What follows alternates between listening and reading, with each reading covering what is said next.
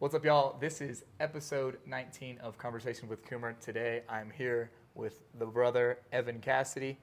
Evan and I met, maybe a year and a half ago? Yeah. A little under 2 years ago, something along those lines, here in Medellín. And I'll tell you, I'm really interested to hear kind of the progress and everything, because the first spot we met in was not quite the same view. And so he's been, I think, almost every time that I've been in Medellín, you've been here same time, and spent a lot of time here and have grown, and obviously it would seem come to love it here. Yeah. So, yeah, I'm really looking forward to this conversation, and you guys will get a ton out of it, I'm sure. And really just to introduce things, if you introduce yourself, where you're from, what you do today, and then we can get into the details more there. Yeah, definitely, man. Super excited to be sitting down with you today. Pumped you can come check out the new spot. But I'm Evan Cassidy. I'm originally from Vermont, from a couple small town boys here. So I grew up actually in the biggest city in Vermont, which has 50,000 people. Still relatively small, right? But yeah, kind of that's where the roots started, and essentially, we can get into my story over the years, but I've been at the whole entrepreneurship game over the last 8 years, and it went from a dream when I was working in an office in Boston to just pulling the ripcord and just diving in, and that's kind of allowed me to just live in different parts of the world and start different businesses, some of them complete failures, some of them more successful, but that's kind of brought me to where we are today, man, in Medellín, and this is exactly where I call home. Been here for 2 years, actually. Sweet. Which is crazy. Sweet. Yeah, I obviously understand why. Yeah. And then actually, let's kind of dive into that point. If you would share, even previous to Boston, like how you got into the online game. Did you do 4 years of university? Yeah. Then corporate job? Yeah. What was that path like? Yeah, definitely. So I actually started off. I did go to the college route. So I actually went to like a small D3 school in Vermont, and I played football and lacrosse there. So I played 2 seasons of football and a season of lacrosse, and I ended up getting a lot of concussions. So I got 4 concussions in 1 year. Impressive. And after that, I was like, I can't do this anymore. Like, I was just feeling the repercussions of that already, and I knew that it was going to affect my quality of life if I kept going down that route. And that was one of the best decisions I made, because that allowed me to go from this D3 school in Vermont, like kind of small time stuff, and then I transferred to University of Vermont. And that's where I actually learned about entrepreneurship. I still didn't really know what I wanted to do, but I took a class there called Dollar Enterprise.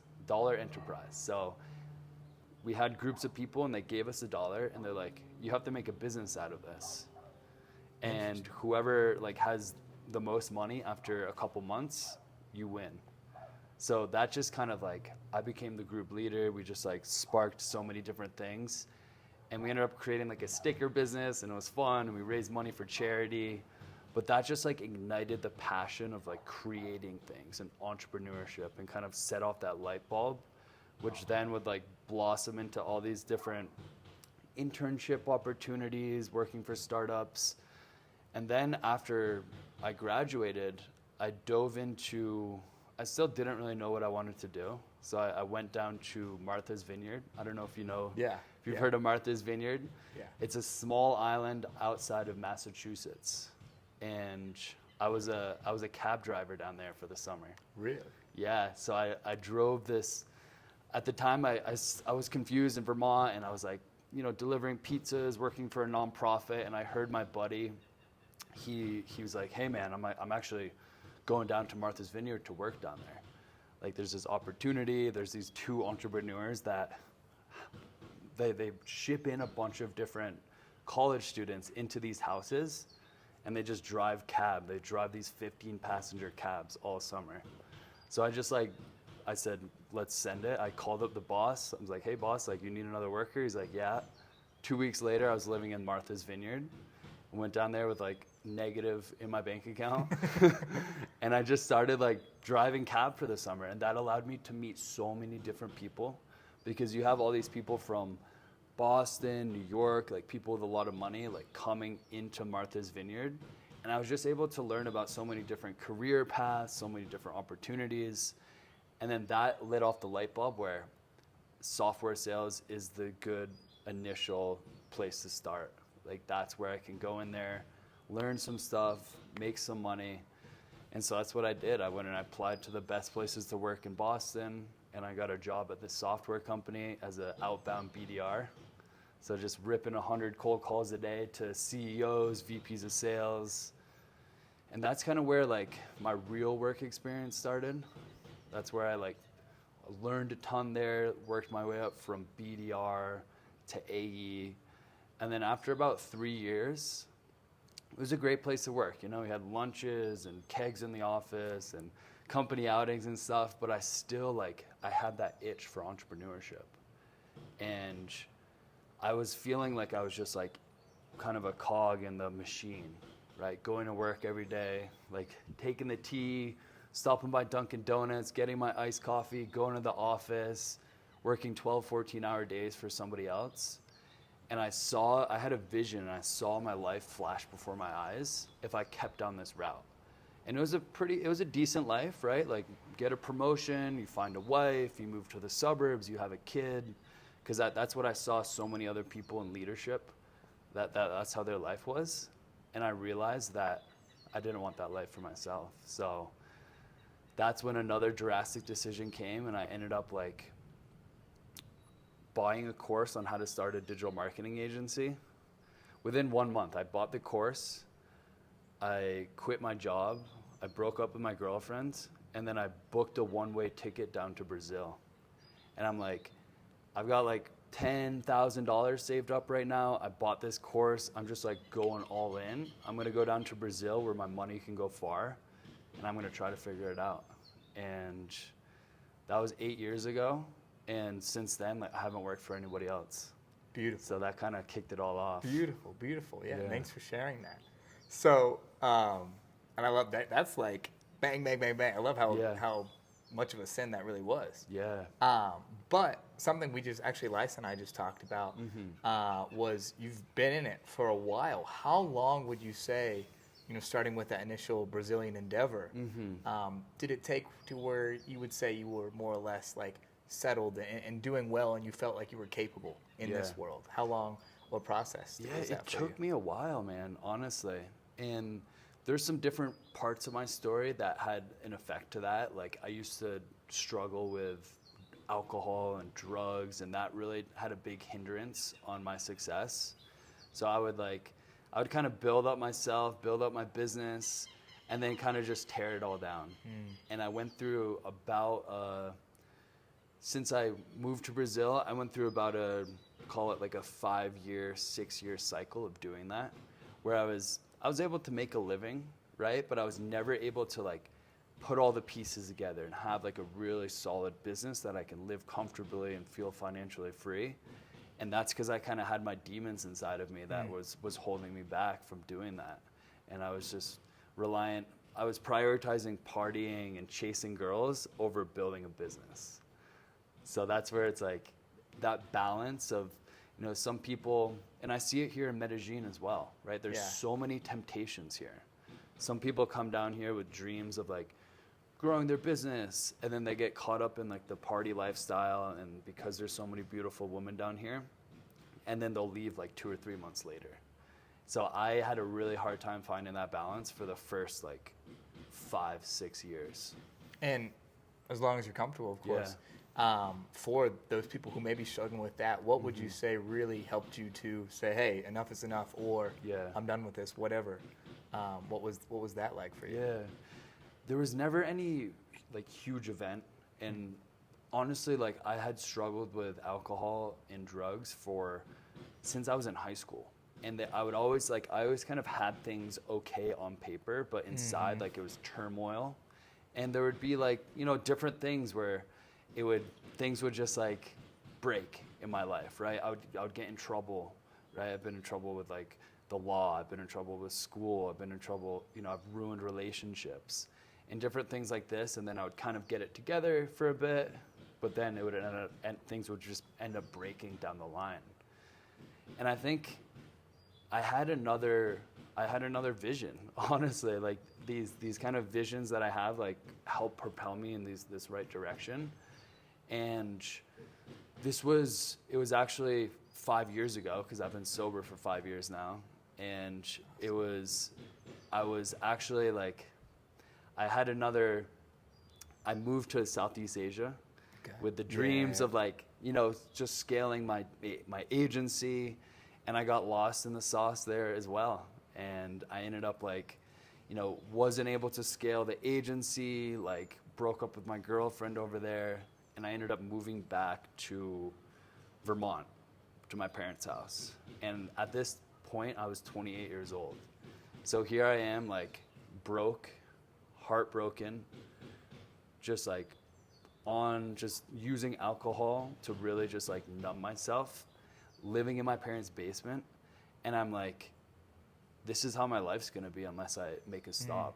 This is how my life's going to be unless I take away the things that are just holding me back. And for me, that was drugs and alcohol. And that was it, man. Like, I saw, like, the future. I saw my life trajectory just going out like that.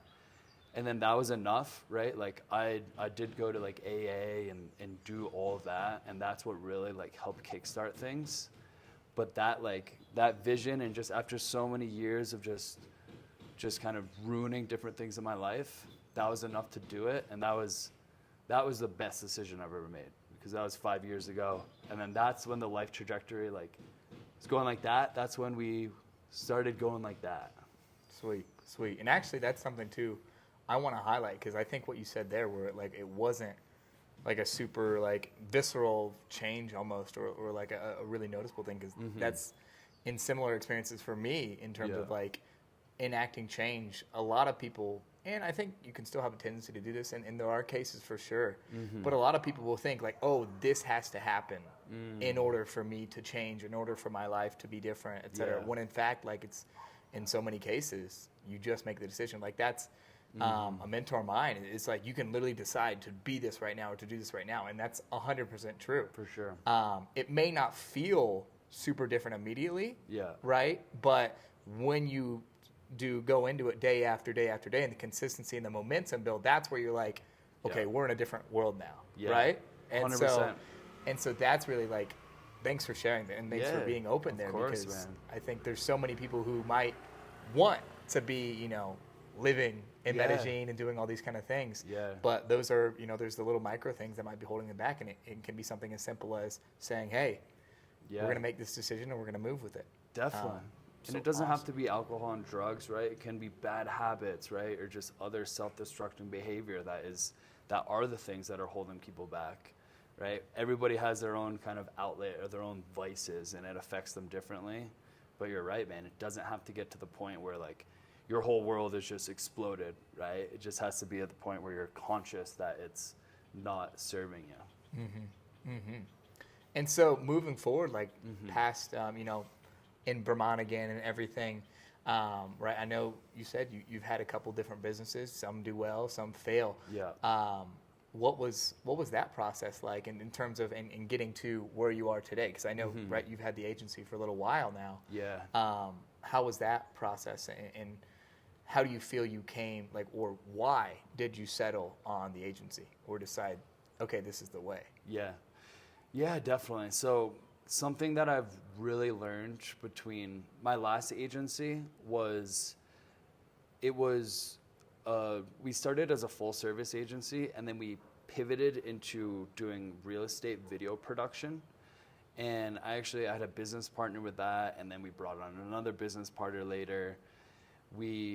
What I learned from that business is, like, it's important to pivot. And when you pivot, like, pivot fast.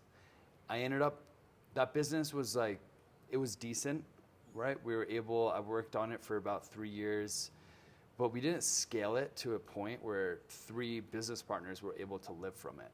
So we did real estate video production when the pandemic hit, we pivoted to creating a course to teach realtors and brokers how to film videos for their social media. And then I built out this video editing system, this productized video editing system, so realtors could film videos, upload it to an editing portal, and get finished videos ready to post. And just like the product market fit wasn't there. We were like a few marketers trying to sell in the real estate industry, and we just weren't really able to really get the ball moving. And I made the decision that like I'm ready to go off on my own. Like I gained a lot of confidence in that. I gained a ton of skills. And then I essentially took the video editing system that I'd built out in that last agency, and I spun it off into Boom and Brands Media, which is what we're at today. And that's a video editing agency. So I spun that off, and I had the systems. I went and I just like hit the ground running, and just like kind of like what you were talking, just started guerrilla marketing, just trying to figure some stuff out. And I ended up niching down into being a white label video editing agency. And that's when I started picking up traction. And then I started launching Facebook ads and cold email and all these different, once I'd found that product market fit, I just started like blowing up the market with it. And we've just been growing month over month ever since, man. It's been like, awesome. It's been amazing, where we've got a team of almost 30 people now, where we've got like 50 clients on a reoccurring monthly basis. And it's just building the team every single week, just growing and scaling, and so much growth for me as well, because I've never hired that many people or led a team like that, which is opening my skill set in my eyes to all the things that there is to learn about business. Incredible. Yeah. Incredible. And so, man, there's so much. Yeah. In that process, what would you say has been the most developmental for you, or been most helpful for you in general? Yeah, it's a good question, man. I think like just like taking action fast, right? Like for a lot of years in my entrepreneurship journey, like I would have like all of these ideas, but I wouldn't really follow through with them, or I would just kind of keep pushing them off. What I've learned for this business is like, if you see an opportunity, whether it's like, a pivot opportunity, or, this partnership, or, these different deals, like take action, like move fast with it, move fast. And I don't know, there was some sort of blockage that I had inside of me where, I don't know, like every single like revenue level as I'm going up, I feel like I'm breaking through my own limiting beliefs that like, at first it was like, I never thought I could make 10K a month. And then it's like 20K, and then it's 30. And then you just keep going up, and you're just breaking through these limiting beliefs every single time. But it's all about like action, right? And just like standing ground and having confidence in those decisions that you're making. Sweet. Yeah. Awesome. And then before we kind of go back, just to talk about Medellín. Why Medellín for you? What brought you here in the first place, and what's made you stay? Yeah, it's a good question, man. Good question. So I was actually here for the first time 7 years ago, and that was after my whole Brazil experience, and I was a completely different person. That's when I was like in my party phase. But I had a taste of Medellín, and even though I wasn't on like this side that I am now, where we surround ourselves with other like high growth entrepreneurs and people in the personal development and spirituality and all of that, I knew that there was a lot of opportunity here. So I had Medellín in my mind as a place where I could move and grow and surround myself with other like-minded people. And yeah, it just got to the point where I just sent it down here again, right? I had this vision of moving down here, learning Spanish, scaling my video editing agency. I was only doing like $800 a month when I moved down here, yeah, right? So the editing agency was brand new, but I had the dream of just moving down here, learning Spanish, surrounding myself with other amazing people, scaling the video editing agency, and I just committed. I just took action, and it was great, man. At first, I didn't know anybody, but as you know, down here, it's pretty easy to meet people. You're just like going and putting yourself in different circles and different events or dinners where you're able to just expand your network. And now I feel like I have brothers down here, I have family, I have a long-term girlfriend, I'm fluent in Spanish, and it's just like, it's all coming together, man. So cool. Yeah. But it's like, as you've seen, like, it's been years of work, the years of work, of failures, of just hitting my head against the wall in order to get here. Right. And it's extremely rewarding. It's incredible. Definitely, man. Awesome. And then now to start into a little bit of a rewind, because we've covered, you know, college to corporate to online for, and maybe we'll hit each one of those. Yeah. But especially for the person who's in corporate right now and is looking into going to entrepreneurship or the online world or just doing something different, what would you say to them? Yeah.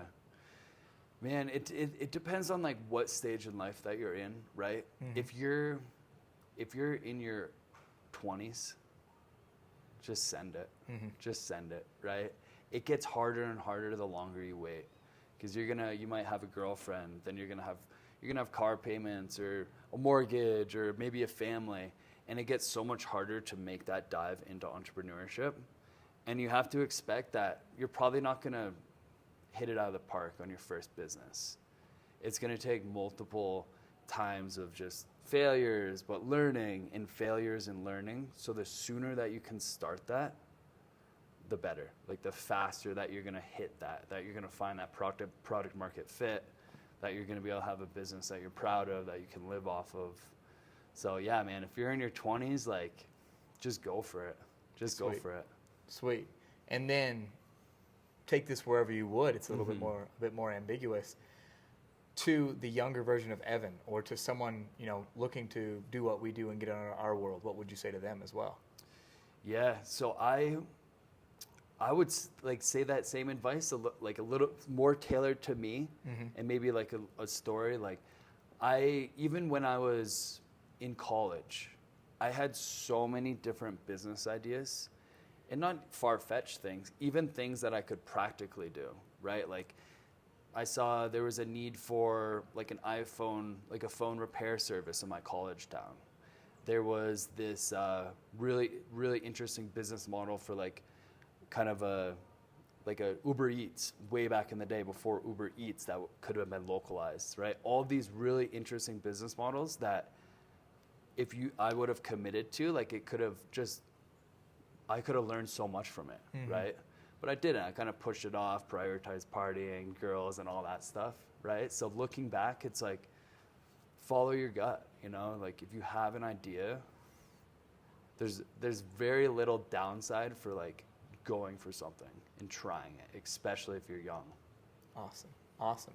And then finally, what do you feel is something unique about yourself that has allowed you to succeed through all of this? What's something that someone else could, you know, maybe unique for Evan, but that someone watching this could say, hey, okay, this is awesome. I want to apply this for myself too. Yeah, man. I think just the resilience, you know, like there's been, like I said, like there's been in these last 8 years that I've been working for myself, right? There's been a lot of times that I've been broke or been in debt, and that I've thought about getting a job, right? Or I've had pressure from my parents or my girlfriend or people to go and get a job and to kind of give up on my entrepreneurship dreams. But deep down, like having that faith and having that resilience to know that if I just keep trying, if I keep working and doing the next right thing, that it's going to work out, right? Beautiful. So don't let those first few failures get you down and like make you quit. Awesome. Yeah. Thank you. Yeah, and no thank problem. Thank you for sharing. Man. And then finally with that, where can those watching find you in terms of socials, IG, Instagram, IG, YouTube, wherever you'd like to plug if you just want to plug those? Hope you guys enjoyed listening. Had a great time with you, man. Agreed. Mutual. Yeah. So I'm going to be doubling down and growing my personal brand. It's like we're editing 4,000 videos a month right now, but it's finally time to start practicing what we preach, right? So awesome. My personal Instagram is Evan Brooks Cass, and then my video editing agency is Boom and Brands Media. Sweet. And we'll link those below as well as they'll be highlighted, obviously, in the captions. Awesome. Okay, here we go. There we it go. is. Thank Official. y'all for watching. This Thank is you. episode 19. Follow Evan. DM him, especially if you need video editing. Follow both of his pages. DM him. If you have any questions, leave them in the comments below. Feel free to reach out to me. This has been a beautiful episode 19. Hope you all enjoyed this incredible background. Shouts to Evan. And we'll see y'all next time. Blessings. Bye. Thank you.